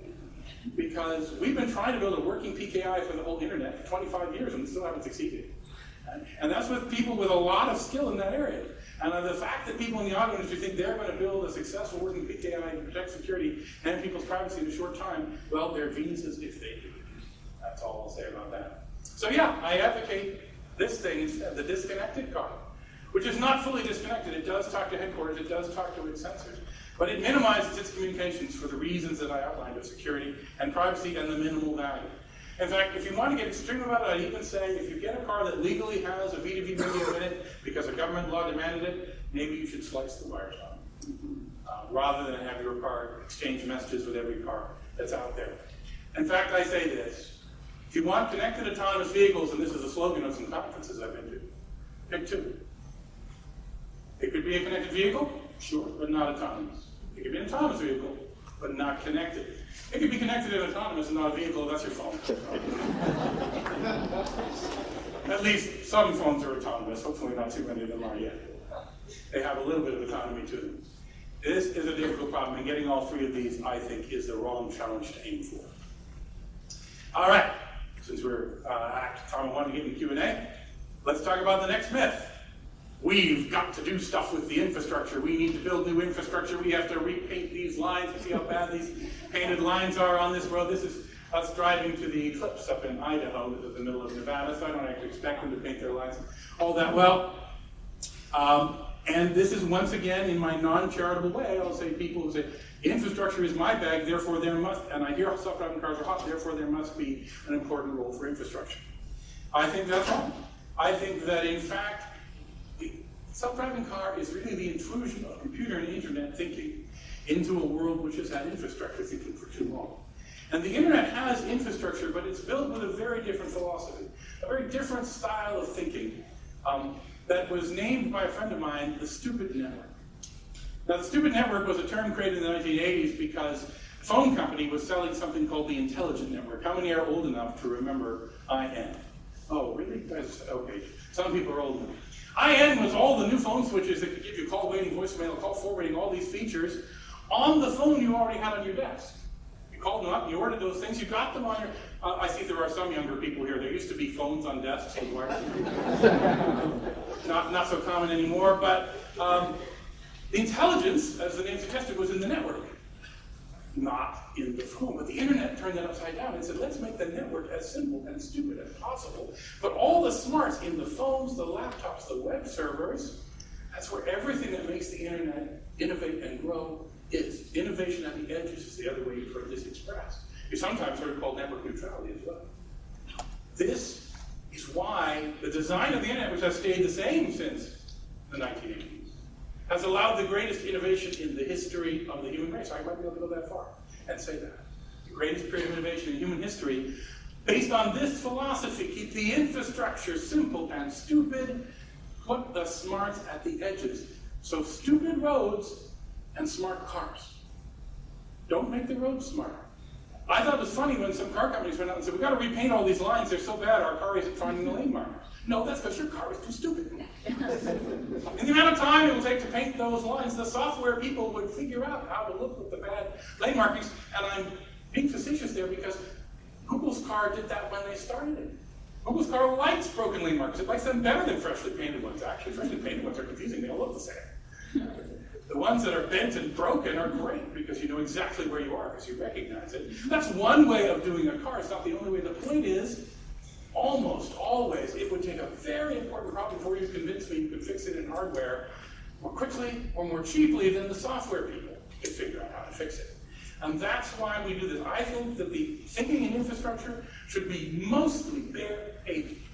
Because fancy infrastructure like trains, rails can carry trains, or trains. Pavement carries pedestrians, scooters, bicycles, skateboards, trucks, buses, cars, vehicles that haven't been invented yet. They all go on that, and instead they use what we call virtual infrastructure. Layer on top of it, which exists in the virtual space, which says where the cars go, where you turn, what you do. Now today we can't do that. We still need stuff for the people who are driving regularly to see. But the more we can move to the world of virtual infrastructure, the more flexible we can do in our decisions. Because that's the other rule of the 21st century. You don't know enough to plan for 2025 today. Nobody does. You have to plan for 2025 and 2023. And the only way you can change that quickly is if you're software rather than hardware. So everything you can move into software, you must move there. Now, in spite of that, I do like when people come up with interesting infrastructure ideas. This is just a picture this is something they're experimenting with in Malaysia, which is underpasses that are not nearly as wide as this, but they're only as big as for a tiny car. And they're only 2 meters deep. So a truck, an SUV can't go through them, just a small car can go through them. And they're super cheap to build, because a little 6-foot wide or 4-foot wide tunnel, and we just done with steel plates that we paved. You can't have conduits in the way, obviously. It's not trivial to do when you're not doing greenfield. And the idea of little underpasses, which mean that if you ride in a small one-person efficient electric car, you never stop. And if you ride an SUV, you have to stop at the stoplight at every intersection. Then the richest people will be riding in the smallest car. So this kind of thing maybe is interesting. A few other things that are interesting in infrastructure, but mostly not. The mapping companies are the people building the virtual infrastructure. These are a lot of the companies and startups all trying to build more virtual infrastructure, maps, data about the roads. The governments aren't too involved in it yet, but I think that's where they need to move. Electrical infrastructure is another thing I mentioned, because I haven't said this, but a lot of people believe, I believe it too, that there is going to be a natural synergy between electric vehicles and self-driving vehicles. That's not required. You can make a self-driving gasoline vehicle, no problem. John? We get sort of pure ideology with the internet, but in the real internet, aren't there things that move a lot more like railroads, peer-to-peer relationships, Yeah, and they're hated wherever they show up. You know what buffer bloat is, right? It's the very nerdy thing, but some people said, oh, we're going to make our nodes real smart and have them buffer things, and they ended up screwing up things for everybody. You know what? I'll accept your complaint that total purism isn't the way. But as a guiding philosophy of what is the most likely platform for success, I stand by what I said. Right? Are there no exceptions? No. Like I said, that little underpass might be a useful exception. Maybe dedicated elevated paths that can only carry lightweight vehicles and don't have to be built to the spec that they can carry trucks. Maybe those are inexpensive and can provide extra capacity in those places where we might need extra capacity. Another type of infrastructure I've pushed forward, I've decided to take out the transit part of this talk. But I believe public transit will switch to being more non-public, and it's going to be like Uberpool more than it's like the bus systems we have, but having little transfer points for pooling, so that, and you see them like in some towns where they have bus rapid transit, there's little bus stops right in the highway that you can stop and you could stop and people would quickly transfer from one pool car to another pool car, and all coordinated by computers. It would actually be a really great transit system. If you look at the highways, there's so many empty seats going by. If you look at the highway, that the amount of road capacity is astounding in terms of people, even without buses and that you could add to it. So I'm not going down that path, but that's the kind of infrastructure. So my rule is not hard and fast. No rule is really hard and fast, except maybe the rule of no rule is hard and fast. But nonetheless, I believe that philosophy that the internet made of innovation at the edges is what gave us the internet, and if it were otherwise, I don't think we'd have gotten nearly a fraction of what we got today. And I believe that's the right philosophy, even for our physical infrastructure as we move forward. More autonomous cars on the road, will they be regulated and, they're low be monitored by like data in the cloud, like infrastructure? Yeah, I'm going to get to that in a little bit. And although I'm not going to comment, I really brief touch on this, just one of the realizations I had recently, because most people think we're electric cars, the question has come, what about all the electric charging infrastructure, right? Everyone's wondering if Tesla and everybody else really succeeds, if Nissan sells 1 billion more Leafs, where are you going to plug in your Leaf? Because right now you only have to spend a lot of money to put it in the parking lot or put it in your house. Well, that's the great thing about self-driving cars. They can travel where the power is. They can go to the transformer substation and find the power and then drive away from it as soon as they're full. So you don't need to build a lot of new electrical infrastructure. You may need more megawatt hours to give to the cars. We will need a little more generation capacity. Good news is, by the way, that solar has finally come down to the point where it's competing for new solar installations with fossil fuel plants, and so we will be able to buy that at a reasonable degree, right? But anyway, we don't need to build the infrastructure. In fact, someone said, you give me a business idea, I'm going to buy parking lots next to transformer substations, and those are going to be electric car recharge stations. Oh boy, we could spend an hour on this one now, and I so love it and hate it at the same time. So I'll try and reduce the amount of time I do on this one, but I hate the trolley problem. I just hate it. And you all know what I'm talking about here? You've all heard this, you've seen 1,000. There's no newspaper reporter, except maybe John Markov, I hope you never did, but there's no newspaper reporter that seems to not have wanted at some point to write a story about how's a computer going to decide who lives and who dies in a car accident. And some people go much further than this. They say, being able to do this is a fundamental skill. We don't want cars out on the road until they can do this, which is the part I get really bothered by, because that's definitely not true. First of all, it just doesn't happen, right? How often have you had to decide between running over 2 grandmothers or 3 babies? Is that something you do a lot? No. Have you heard of it happening? The answer is no. I mean, I've looked and I found a few cases. It's a very rare thing. It is 1,000th on the list of priorities. It is a great thing to worry about in version 4. Can we get back to version 0.2 now? This is my short summary on this. In more detail, let me say this. The reason this has become so important in people's minds is we're just absolutely morbidly fascinated with the idea of robots deciding who lives and who dies. I mean, we're not even comfortable with people deciding who lives and who dies. That's for gods. And the idea of robots doing it is naturally fascinating. And so we attract, it's like a swimming pool with the gate open, right? An attractive nuisance. We want to think about this. We want to argue about it when it really isn't that important. So I came up with this version of it, the meta trolley problem, which is that you have the option of installing some software that will solve trolley problems for you and pick the right path. And so you can either take this path where you go to the installation station, because it takes longer. And while you're there, 9 people are going to die because you're taking this time to build and install the station. Or you can just go ahead without that, not get it, and finally you'll come 1 in a million times, you'll come to the place where you have to choose 2 or 3, and people who got this always pick the 2, yay, and the other people 50-50 on it. So the answer is you've killed more people by waiting. So I love doing this with ethicists because it blows their minds. But the truth is, I'm going to be non-charitable again. I said I wouldn't do this non-charitable, and I'm going to be non-charitable. I think there are ethicists out there who love the trolley problem because, oh my God, people are actually talking to ethicists. They think what we think is important. Yeah! I don't think they think this consciously. I think that they just are naturally attracted to something where their research is going to be of interest to people and get written about by the press. I don't want to be so completely uncharitable. So let's not spend too much more time on that. LiDAR. Quantity's company was mentioned. I work with them. They are building a very low-cost LiDAR that will ship next year. This LiDAR on top of Google's cars, this is the original one made by Velodyne, a speaker company from Morgan Hill.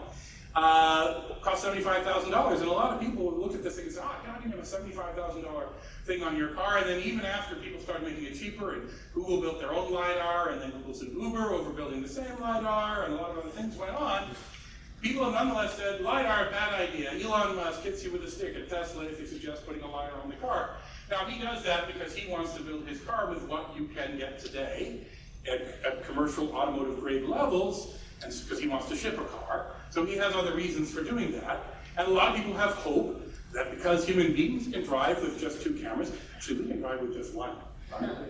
But we drive with 2 cameras most of the time. Because we can do that, surely we don't need anything more than that. And on the other hand, other people say, why are you going to turn down superhuman vision that LiDAR and radar provide? They go beyond what a human does. You can have a camera on top of that, but you go beyond it.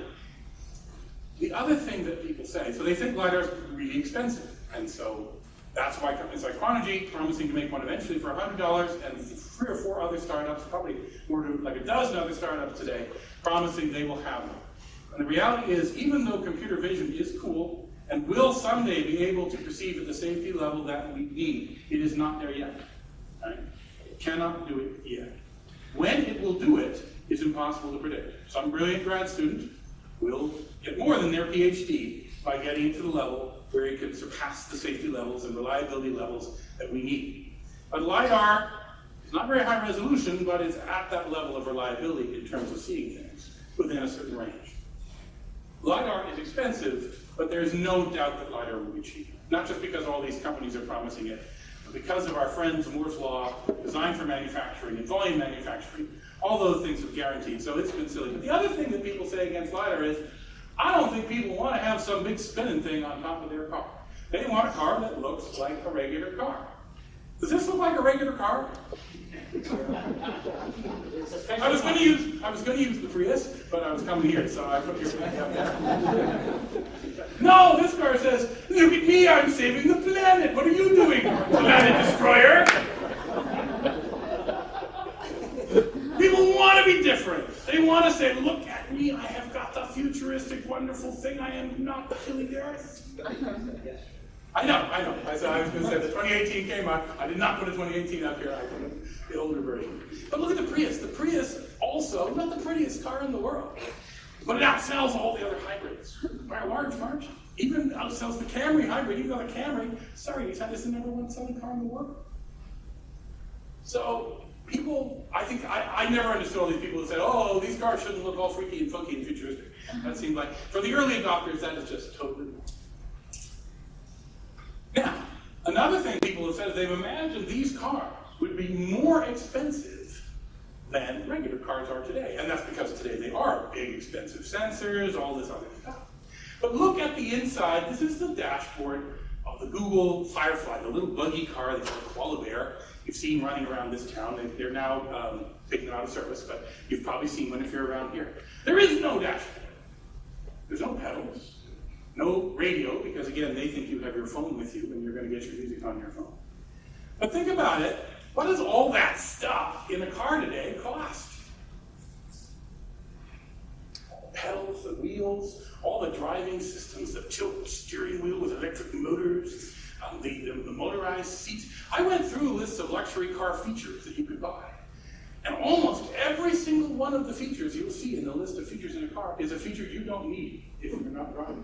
You don't need 6-way electrical seats.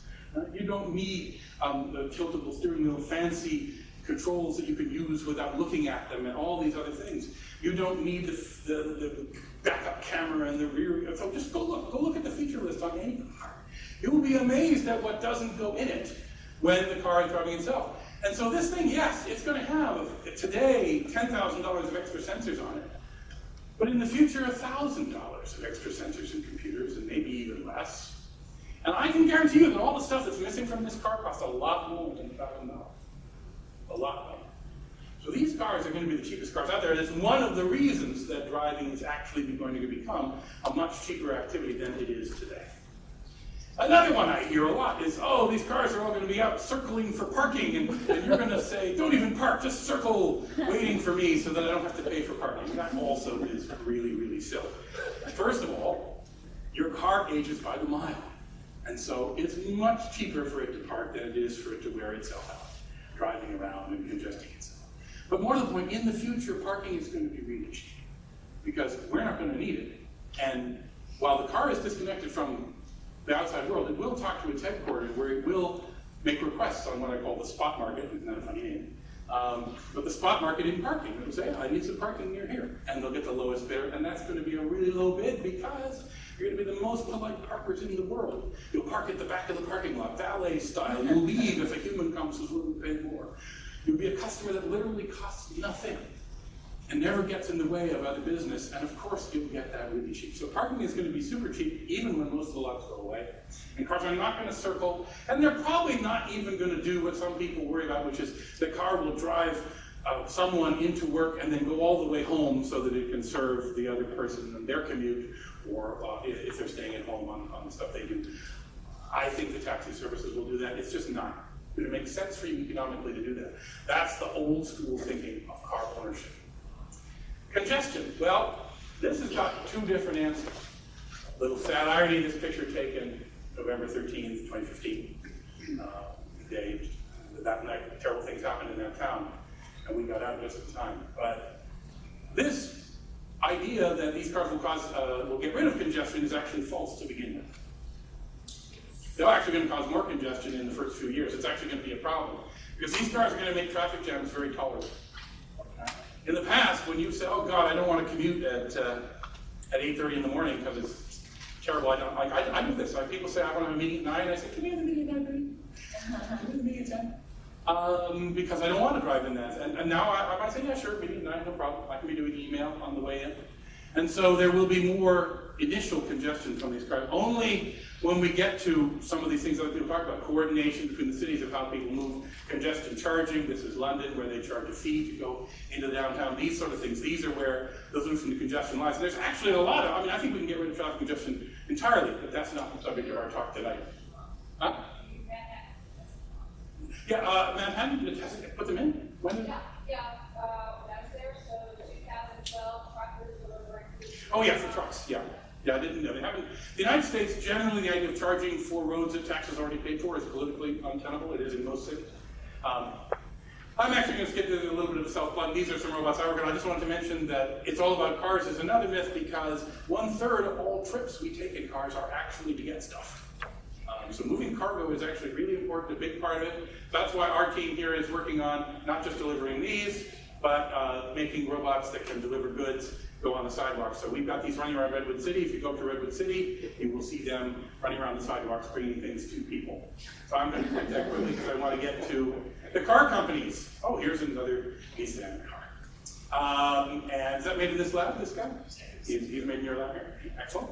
So the car companies are, of course, in a fight with the high-tech companies. And the question that I get talked about is, you see it both ways. Some people say car companies clearly are going to win, tech companies are clearly going to win.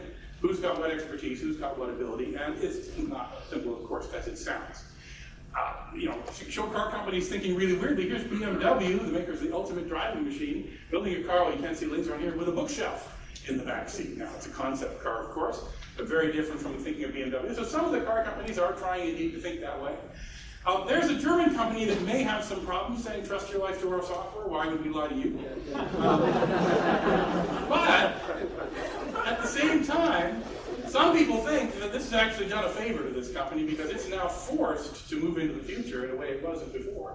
A major automaker that sells a lot of electric cars, I won't name them, said to me that they were jealous in a way of Volkswagen because the electrification they pushed for inside their company had to be fought for, and now it's not being fought for inside Volkswagen. It's being required by their court decisions and consent decrees and so on. So the car companies will think differently, sometimes because they're forced and sometimes when they're not. But we have two cultures of development here. The car companies still mostly think about it as we make cars and we add computers to them to drive them. And the tech companies kind of think of it as we like computers and let's put wheels on them and see what happens. Now the same goal, but the different styles of innovation, the internet style of innovation, the computer style of innovation versus the old way of things going on. So you look at companies like Uber, who have never been about selling cars, they sell rides. They have the #1 brand in selling rides. And they know that they want to, if they want to continue to be the #1 company in selling rides, they'll have to make self-driving vehicles, but they think of it only in terms of selling rides. They don't think of it ever as a car they would sell to someone to buy. And these guys, one of the most common headlines I see is, move over Google, here's some new venture. Google is really, really way far ahead of everybody. I haven't worked there for a while, but I know the team and I follow things closely. Google doesn't need publicity. They don't talk about what they're doing because they don't need to. They're the number 1 or number 2 brand in the world. And they've got more miles than everybody else put together times a bunch. They've got a lot of really amazing technology in there. Now that doesn't guarantee they'll win. They could stumble in a lot of different ways. But people should not pretend that for now they are way ahead. One of the ways they might lose is if they haven't made a big bet on LiDAR. But on the other hand, if you go around this valley and say, what company in Silicon Valley has the best neural network technology? Okay, you don't know that. It's Google, right? Google is the one that released the Google Brain, that has Jeff Dean, that has all these people. They are not behind in neural network technology. And if someone would say, what's the thing they might be missing because they're focused on LiDAR, you might say, oh, maybe they're going to miss the camera neural network technology, but that doesn't seem very likely because they're also the leader in that in other parts of the company. Now, Waymo and Google are 2 separate companies now, but they're not entirely separate. So when you see this headline saying Google behind and they've lost the race, I think you should definitely not pay too much attention to it. Now, this company we know much less about, right? They don't talk about what they're doing. They keep it all very secretive. There was a big story in, I believe, some large New York newspaper recently suggesting that they had scaled back their efforts and that they originally were planning to build a car and now they're not going to, they're just going to build software systems. And that might be true. But I wasn't too surprised by that nor very bothered by it because Apple doesn't even make the iPhone. All right? Making the hardware has never been the Apple business plan.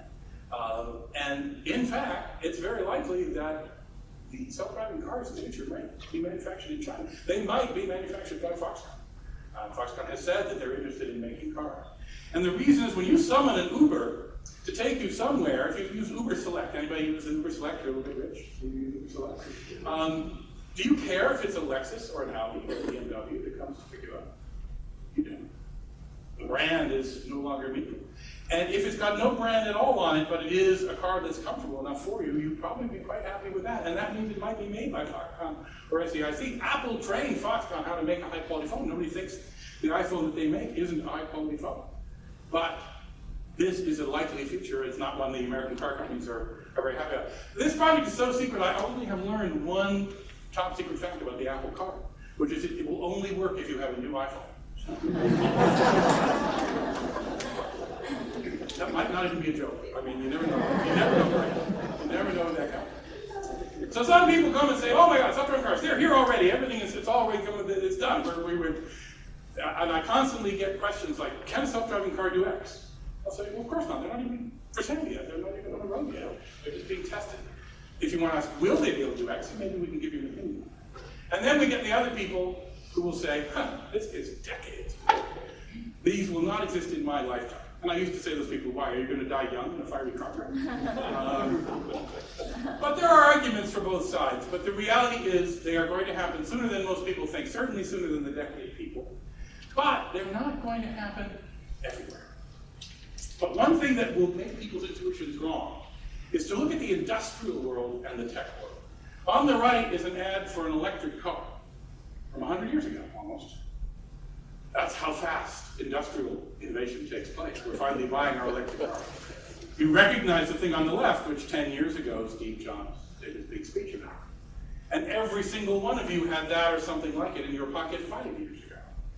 That's how quickly technology, you say, well, cars are $20,000 items, iPhones are, well, they're getting up to $1,000 items. That's what the new one's going to cost. But here's a newspaper clipping from 1928.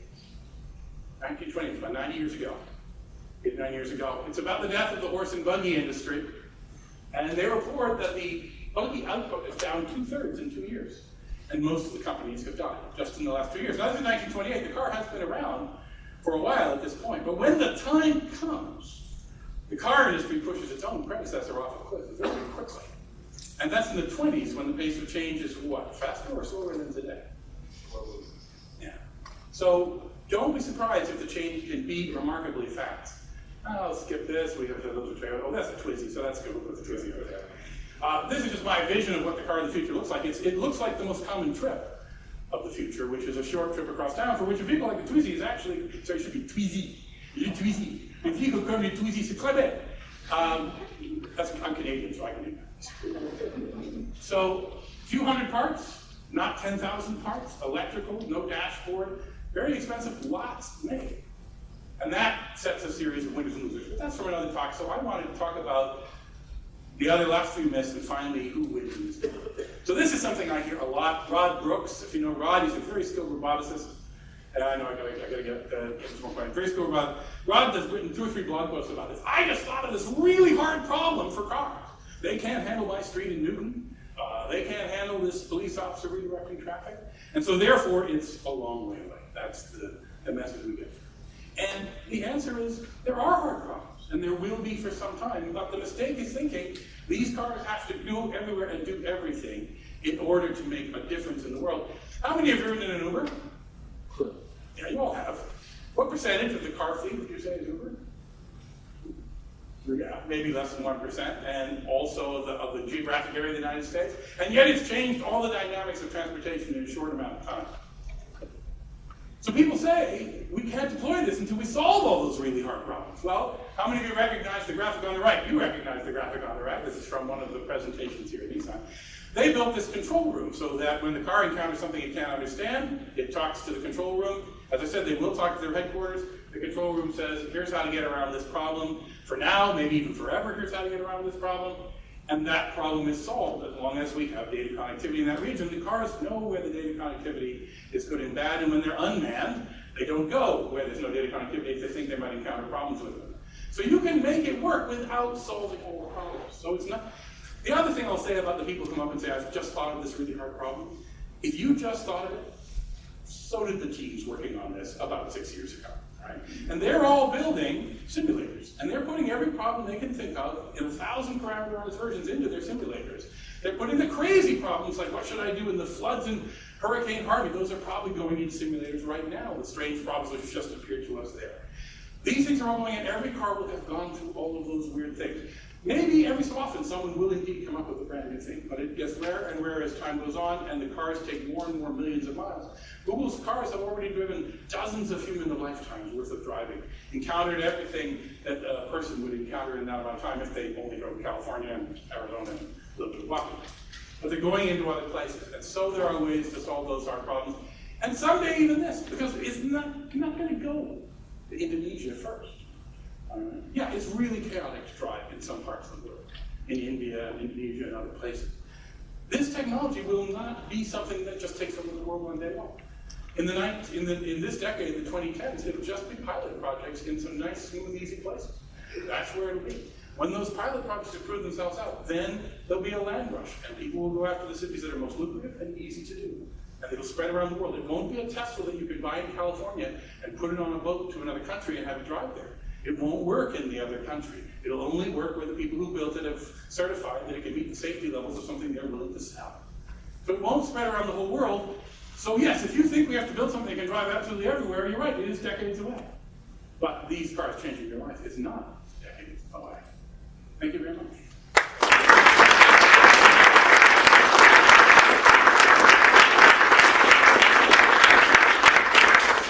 I took stuff out, and I know we've hit 8 o'clock, so let's just get a few questions, and then we'll be back. Yeah, let's do a couple questions, and then we'll, hold on. Let's wait till I bring you the mic, Ken. Well, I have a hard problem of my own, I'm sure you've thought about it. Not necessarily me, but someone on some team somewhere. Just kidding. I come from a distributed systems background, and we have like thousands of computers working at the same time. Yep. And the major problem we see is like one computer breaks. Yep. Almost every day, almost every hour. Yep. And that's going to happen with these cars also.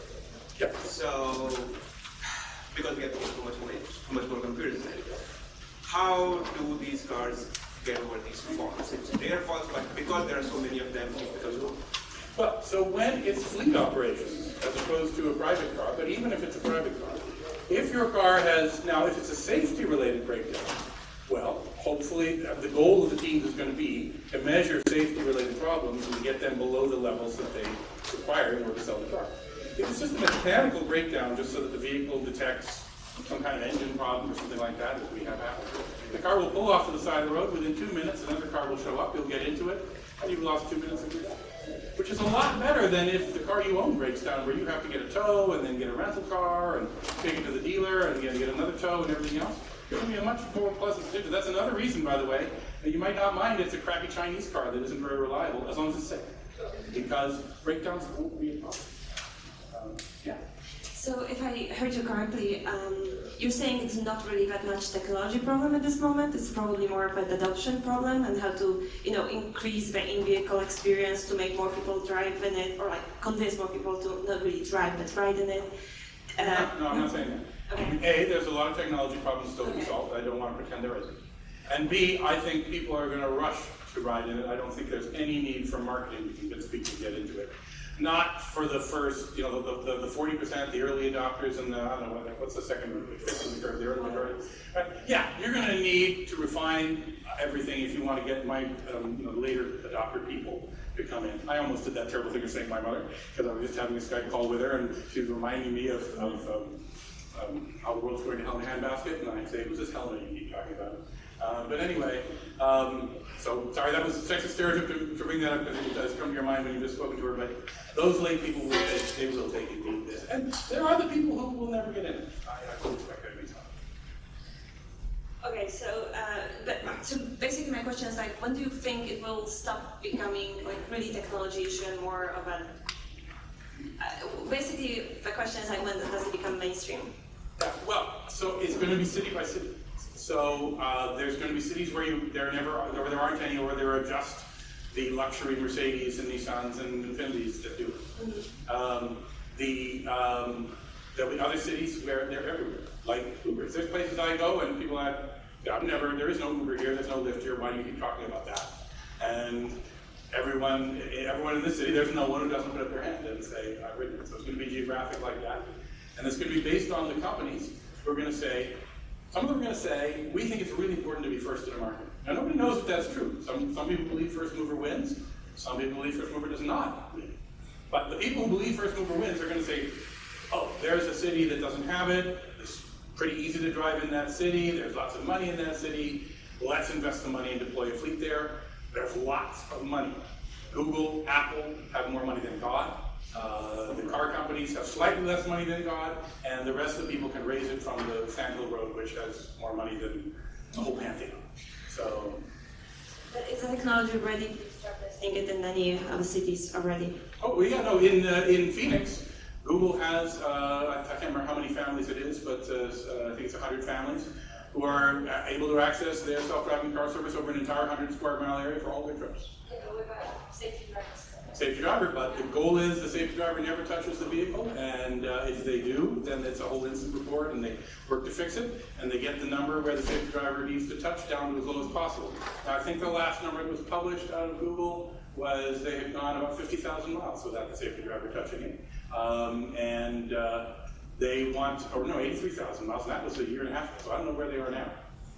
So is it a matter of now like allowing no safety driver?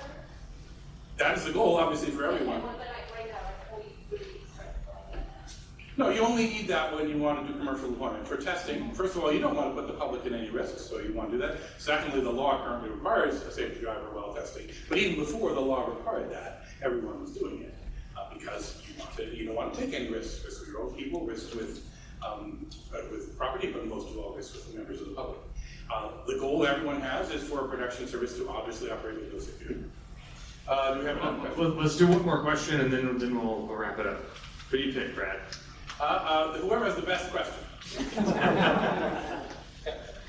That side we haven't done too much. All right, here we go. Thank you. So I just you touched a little bit on parking, and I think you said something about Spot Finder. The question was for, in regard to goods movement and curb space management in cities. I know that's a big driver of congestion. I just wanted to see if you had any thoughts on that and about how curb space and places, stopping vehicles for transit in places where there isn't so much parking.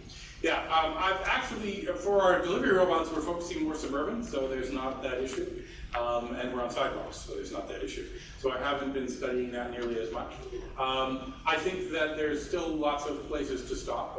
There are streets where there is none, and if there is no place to stop, you'll have to make a decision. Do you want to be like FedEx drivers who just block the road? And how will the public react to that? Or do you want to be more well-behaved and park somewhere further away? The FedEx driver who blocks the road, it might be a little more palatable, because what you're going to do, they could do this at FedEx, they don't.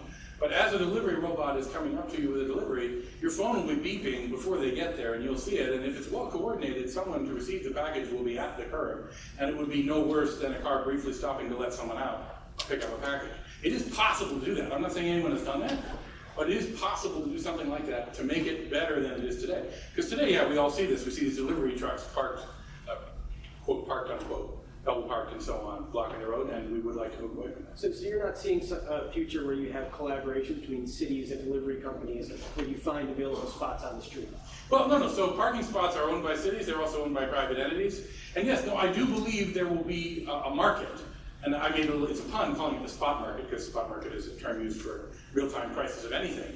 But a market in spots. And if someone owns a spot, and I don't think any spot will be unmetered in the future. I think it'll have a sensor of some kind on it. There's lots of companies making those. It's pretty inexpensive to do. So you'll be able to make a query on the internet. A car will be able to make a query on the internet saying, where can I find spots around here? What price are they for the amount of time I want? Get back bids, pick a spot, reserve it, use it. That will be, I believe that will be possible. There are startups trying to make something like that happen already. I think that will happen. All right, I'm gonna go ahead and cut it off. Everybody, round of applause for Brad. Really quick one questions, Brad, if you don't mind staying a few more Thanks minutes. for a You're little bit, welcome to come and, on. and thanks for coming, and thanks to Nissan as well. Even though I made all sorts of jokes about Nissan and other companies.